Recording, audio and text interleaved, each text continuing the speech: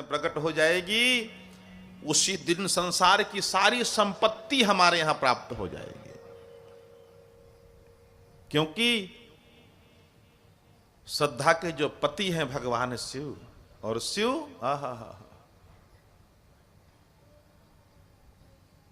भगवान शिव जैसा आज तक कोई दाता नहीं हुआ।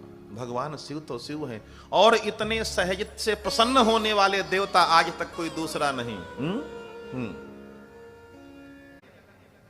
संसार की वस्तुओं की ओर आकर्षण बढ़ने लगे, चित्तवृत्ति खराब होने लगे, विचार बिगड़ने लगे, समझ जाना यहां पर असुरत्व है। और ऐसे व्यक्ति का तुरंत संग छोड़ देना चाहिए, क्योंकि संग त्यजति कुमंत्र ते राजा। जैसी संगत पाइए वैसा ही गुण होता है।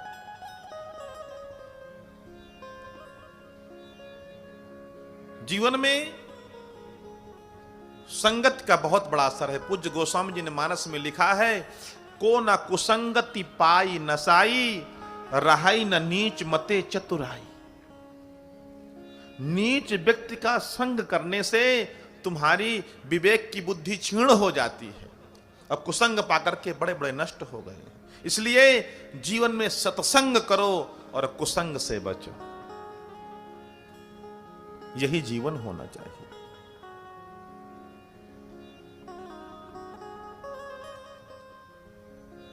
मन पवित्र हो, और कैसे पवित्र होगा पता है? तन पवित्र सेवा किए। तन कैसे पवित्र होगा? सेवा करने से। कि पूज्य गोस्वामी जी महाराज मानस में लिखते हैं, निज गिरा पावन करन कारण, राम जस तुलसी कहो।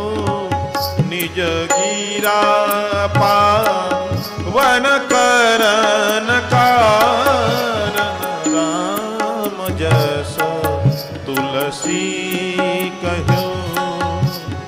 राम जस तुलसी कहो, राम जस तुलसी। पूज्य गोस्वामी जी कहते हैं कि हमने तो अपनी वाणी को पवित्र करने के लिए, निर्मल करने के लिए, सार्थक करने के लिए मैंने परमात्मा राम के यश को गाया है, राम कथा गाई है। और हम रोज आपसे आग्रह करते हैं, गाना चाहिए। भगवान की राम कथा गाने का विषय है। खुद तुलसीदास जी कहते हैं, तुलसीदास जी को तो छोड़ो आप, जिनकी यह कथा है वो परमात्मा राम स्वयं कहते हैं सुग्रीव से, आपन चरित कहा मैं गाई, कहा हो नाथ निज कथा बुझाई। मैंने अपने चरित्र को गाकर कहा है, अब आप अपनी कथा कीजिए।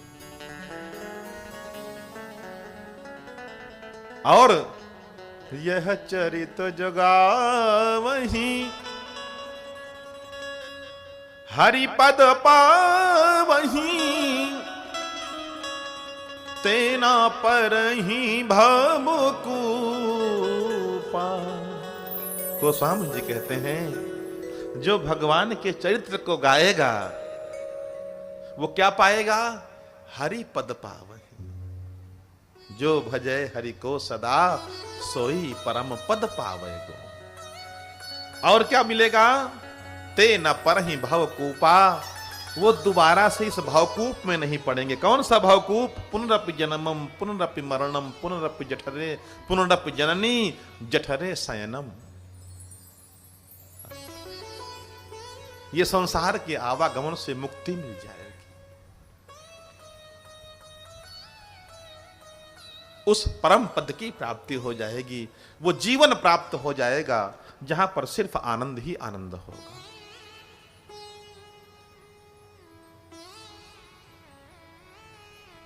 सती जी का प्राकट हुआ।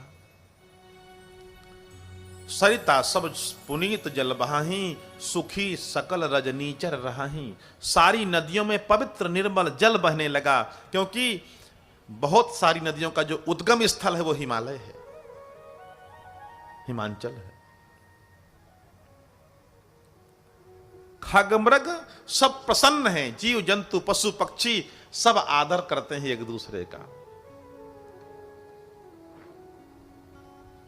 बहुत उत्सव के साथ बेटी का जन्मोत्सव मनाया गया।